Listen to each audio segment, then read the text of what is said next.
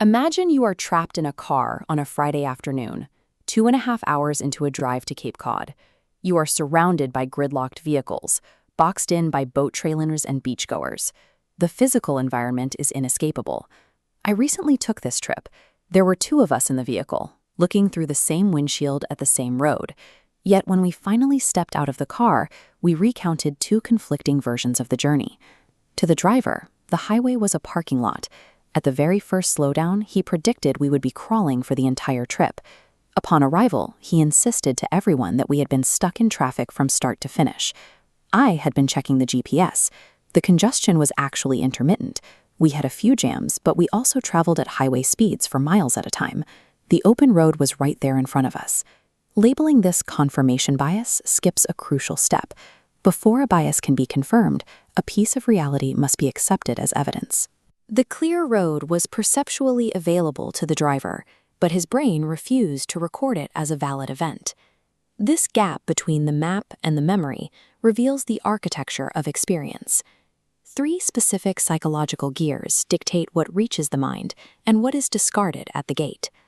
Every encounter we have is processed through a sequence of cognitive filters. The first gear is salience, dictating what cuts through background noise.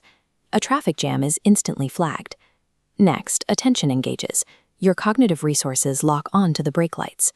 Finally, valence assigns an emotional character. Frustration attaches a negative tag, embedding it into memory. These gears form a recursive loop. When you recall that trip a week later, it reinforces your belief that journeys are always obstructed. That memory then becomes the starting filter for your next drive. You approach the next trip scanning for brake lights. This process curates a biased mental archive of evidence, which the brain uses to justify its future expectations. This mechanical loop explains how human dispositions, like pessimism or anxiety, become self-maintaining systems. A pessimistic filter treats any negative occurrence as a representative event. An insult, a personal failure, or a sudden delay is immediately flagged for processing. The same filter treats positive occurrences as the absence of an event.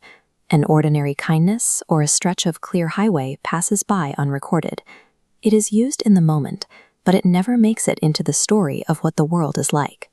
This cycle accelerates in an anxious mind. A delayed text message response becomes singularly salient. Attention locks on to the silence, and the mind assigns a valence of personal rejection. Each fearful interpretation feeds the loop, actively hunting for the next piece of evidence to justify the worry. This hypervigilance is often a survival-driven response. In environments defined by poverty, illness, or trauma, the brain learns to aggressively filter for threats. In those conditions, noticing the negative wasn't an error, it was a necessity. A pessimistic worldview feels like realism because the cognitive loop successfully deletes contrary data before it can be processed. To the individual, their perspective is backed by a mountain of lived evidence. Total cognitive neutrality would result in functional paralysis. We must select what to focus on just to navigate the day. The difference between a healthy filter and a damaging one is revisability. A functional system can encounter unexpected open roads and adjust its internal model based on that new data. A system becomes pathological when it becomes rigidly self-confirming.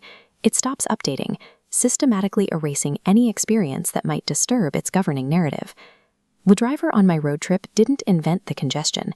He encountered real traffic. But he gave those jams all of his psychological weight, while treating the open road as incidental. Ultimately, the specific parts of reality we allow to count dictate the world we inhabit. The question isn't whether we see reality accurately, but which pieces of it we permit to become visible.